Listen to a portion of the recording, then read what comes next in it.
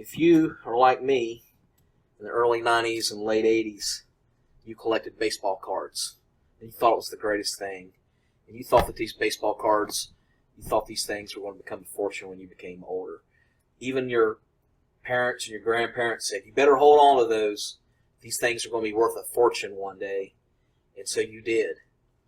And well, Topps and Score and Fleer and Upper Deck, they trounced on that, and they made more of this than toilet paper.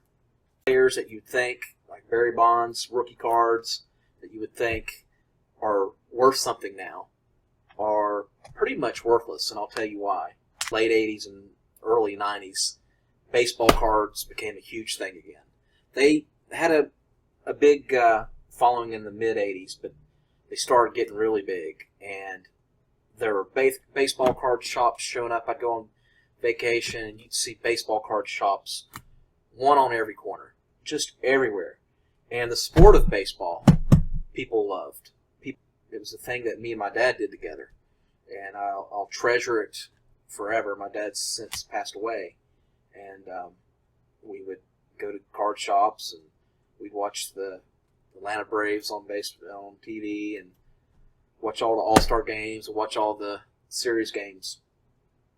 But as the early 80s and 90s went on, you started seeing baseball strikes, one after the other.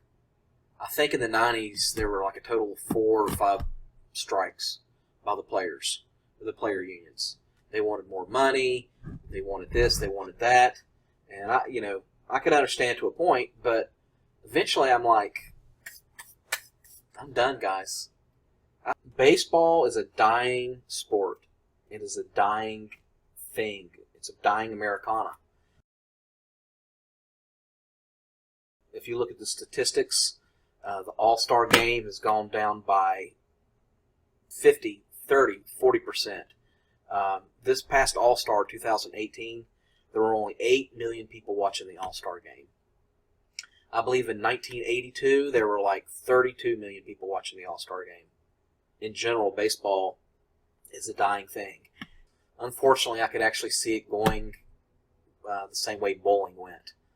Okay, kids are not willing to spend 3-4 hours watching people stand in the middle of a field. We see that with cable television. People are disconnecting their cable. They can't stand even watching movies anymore. Everything is instantaneous and now. Is Don Mattingly. If you're young, you might not have heard of him. If you're in your 40s or beyond that, you probably have heard of this guy. Very, very popular first baseman, Yankee, and he was considered one of the best players in the 80s. But his stats started fleeting. This card was worth $28 in 1991. Now you would think, being 2018, and what, we're looking at almost 30 years later, you'd think that this thing would be worth double, if not into the hundreds. Well, my friends, it's worth probably $2. Why did you say it's only worth $2? Well, the popularity of baseball has gone down. There's a huge demand for baseball cards in the 90s. The demand has gone down. Second of all, this is not a mint card. You'd say, well, this is not a mint card. What are you talking about? Even little dog ears, this is like you can see a little small dog ear here, will cut the value. I'd say if you get this, you'd have to get it graded by PSA, which is a grading company. You'd have to spend money to get it graded, and if this were perfectly mint, you may be able to get $30 for it. But being that it's got a little blemish on it, it cuts the value by 90-95%. So, this is worthless.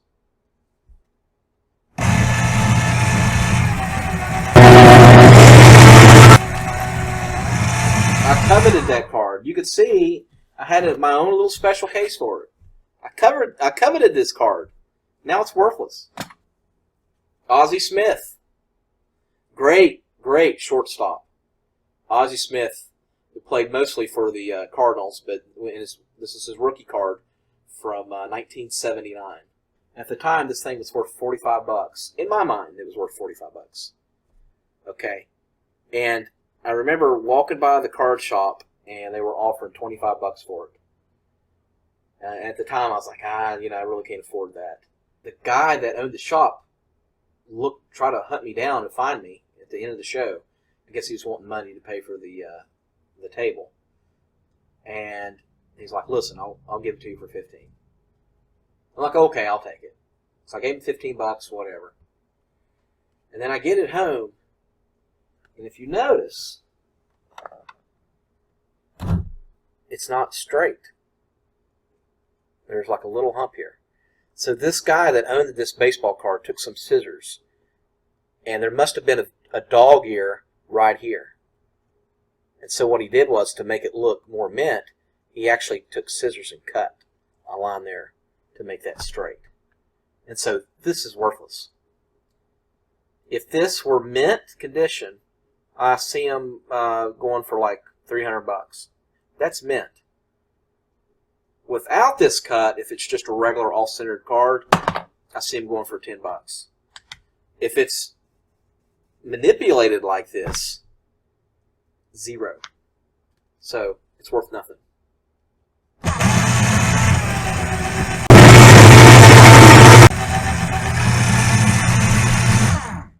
Dave Henderson, rookie card, 1982. He's been on many teams, great player. You can get these, I'll show a picture right here.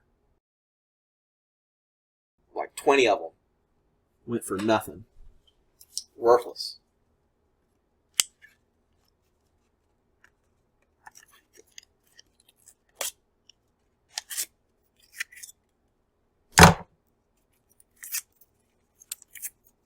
John Kruk. This is his rookie card from 1986. Now, he wasn't as popular, but he played with Darren Dalton with the Pirates, and they were like a 1-2 hitting punch. Funny story about him. Years later, after he retired, this is like in '99, I was working at a hotel in Blacksburg, Virginia, and he was going to a Virginia Tech game. And his name on the billing, I was working night audit, it said John Kruk. I didn't realize it was him. And it was real early one morning. He checked out like around 5 a.m. And he came, and I was halfway asleep. And I'm like, oh, John Kruk, just like the famous baseball player. I was like, wonder whatever happened to him. I said he was good. And this guy, who I didn't realize was the real John Kruk's like, I got old. And at the time, it still didn't occur to me. And then he signed and he walked out. And then, like, 10 minutes later, it dawned on me. I'm like, that was John Kruk. John, if you're listening, I wonder if you remember that.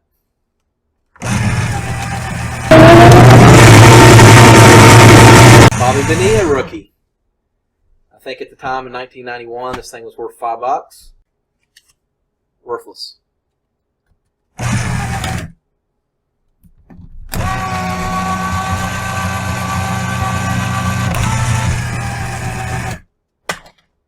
Dennis Eckersley. Now, he is a great relief pitcher, probably one of the best relief pitchers that ever played. His rookie goes for mint condition, probably $100, $200. You see here, there's dog ears, and then there's a mark right here, like a little bend on the up here. People weren't as cautious about it being mint. People were like, oh, this is great, and then you would look over it, right? Because you're like, you think of it as like a car. There's a little scratch on it, you don't think a big deal. But at the time, we just didn't know, so we'd pay full mint price for it. These things are worthless. Dennis Eckersley.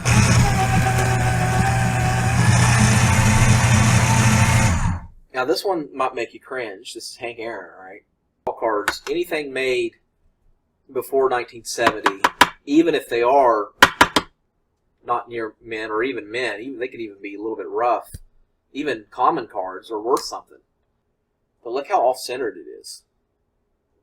Okay. Horribly off-centered. You can get this on eBay for $5 in this condition. Okay, and he's played 20 years. So, I hate this, but so be it. Ken Griffey Jr. Okay, this is his rookie card. Donruss. Looks pretty nice, right? But look at the left side. Look at this side. Look how much thicker this is to this. You could buy this card brand new in a pack and never be touched. But if you purchase it and it's this, and it's off balance, it's not meant, you know, it could be brand new from the manufacturer, and it will take 95% of the value off. And you did nothing wrong. You could buy literally for $2-3 online.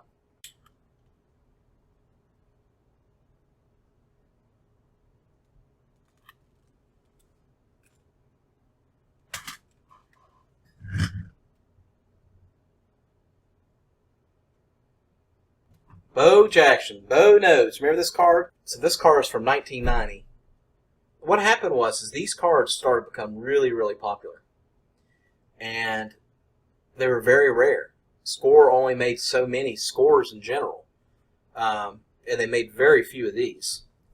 And so, of course, what does a company do? If they see something that's profitable, what do? Stop making it because some people own it? No, they just started manufacturing these. I'm so ticked off. They started manufacturing these in bulk. The whole score sets. And making them literally worth nothing. And if you look at this one, it's off-centered. It's off-centered on the back.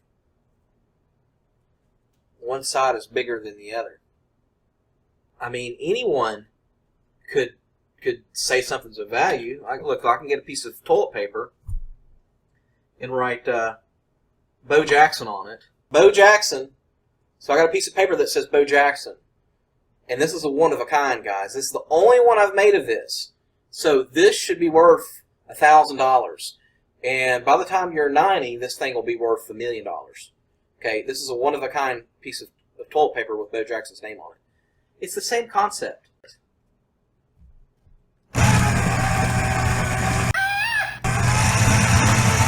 Considered maybe one of the best baseball players that ever played, despite the doping. He had how many home runs? Was it 800 home runs? Close to 800 home runs?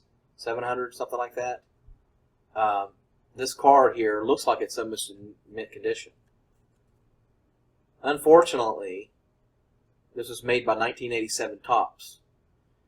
Topps made more of these cards than you can find of underwear in the world. Literally, I'm sure there's two or three landfills worth of these cards in the ground today, and probably even more of that in people's closets and whatever. And to have the naivety to think that these cards could actually one day be worth something. Your child's great grandchildren and their great grandchildren, many centuries from now, can still have these cards, and they won't be worth anything. Worthless. Another Barry Bonds rookie card. Tell me if you see what's wrong with that one. Look how it's aligned. Look how one side. That's the one thing about this design. It shows the misalignment. This is a Barry Bonds rookie card. This is from 1986. Okay, Donruss. Worth absolutely nothing.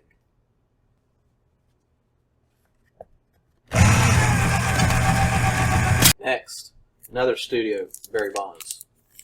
Absolutely worthless.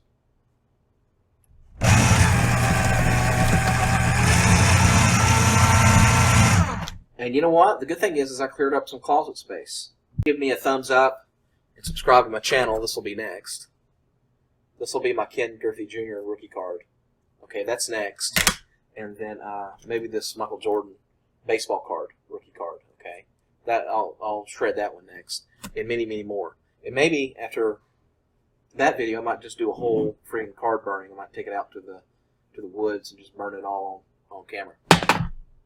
All right. Thanks for watching.